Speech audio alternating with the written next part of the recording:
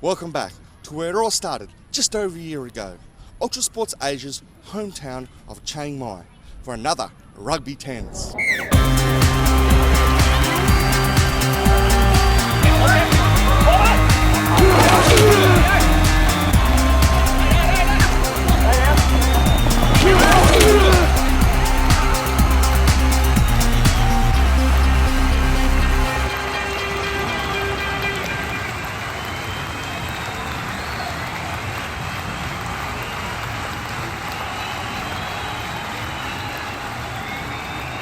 It's been a ripper first year for Ultra Sports Asia, but before we get nostalgic, let's find out who's competing in this year's Chiang Mai Tens with our old mate Sandy.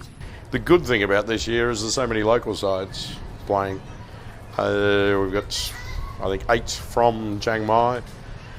Throw in another 2 from Chiang Rai, 1 from Payao. So you've got 11 teams from the north and Thailand, which I think is a pretty good effort. With that, you've got Patio, who've come up and supported as well once again, Royal Thai Air Force. Final, Royal Thai Air Force will definitely be in the final. It'll be Patio or Prince Royal College. Since we started rolling the camera on this very ground last year, Ultra Sports Asia has filmed events like rugby, cricket and even league in locations like Laos, Bangkok, Kuala Lumpur twice, and of course right here in Chiang Mai. Being at the Chiang Mai Rugby Tens, we're going to stick to rugby today, and I'm going to talk to some old mates about the kind of things that they've seen change in the rugby world in the last 12 to 13 months. It'd have to be the Rugby World Cup, of course, being a Kiwi. I think the final was great, but I think for most Kiwis the best thing for us was what we did to France. Giving them a good hammering in the quarter-final was payback, especially as it was in Cardiff.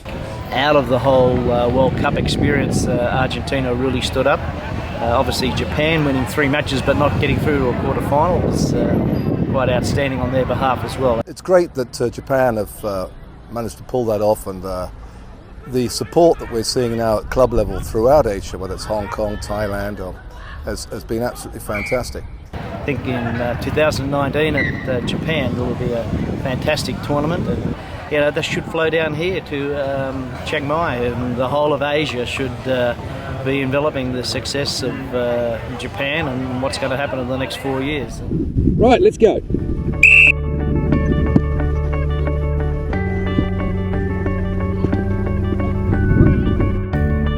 Without doubt, one of the very best things I've seen in rugby in Southeast Asia in the last year is the rise of girls rugby.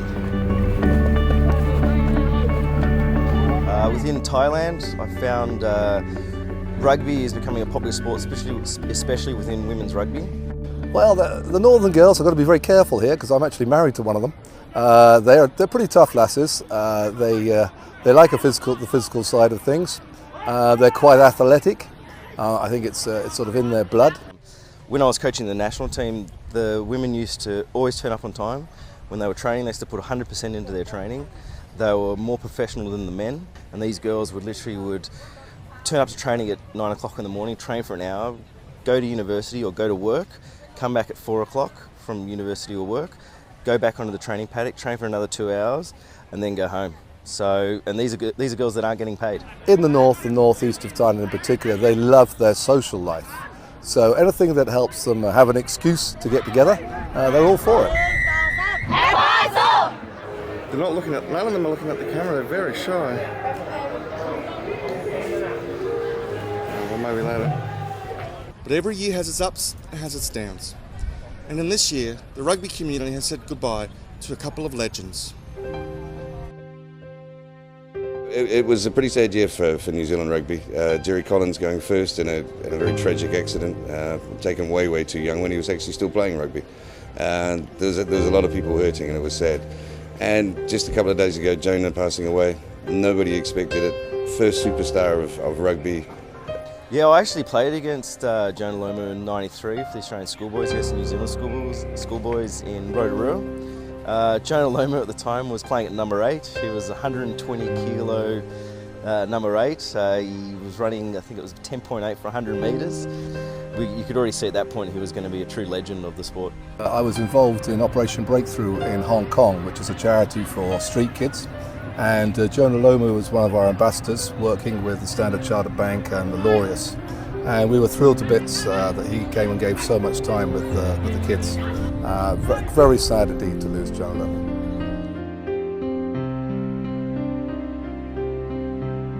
Vinai was the coach here at Prince Royal since rugby started 1994. So virtually everyone in the north, everyone in Chiang Mai that's played rugby has come through his coaching one way or another, either directly with Vinai or through the players he's coached, becoming coaches themselves and coaching everyone else.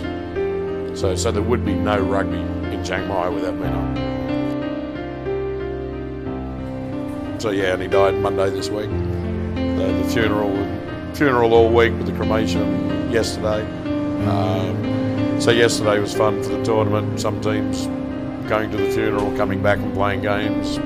Other teams missing games because of the cremation.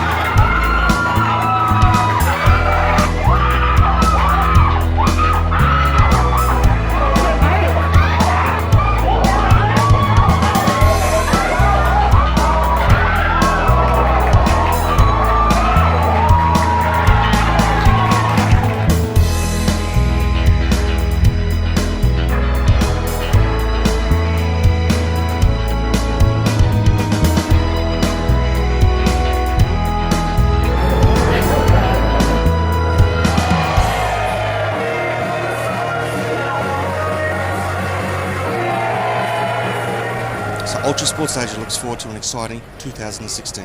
Hopefully, we'll meet up with some old friends and make a whole heap of new ones. This is Ultra Sports Asia signing off from the Chiang Mai International Rugby Tens. Hopefully I'll see you here next year, or maybe in Bangkok, or maybe in Laos, or maybe in Kuala Lumpur, and who knows. But until I do see you again, remember, I do love you guys.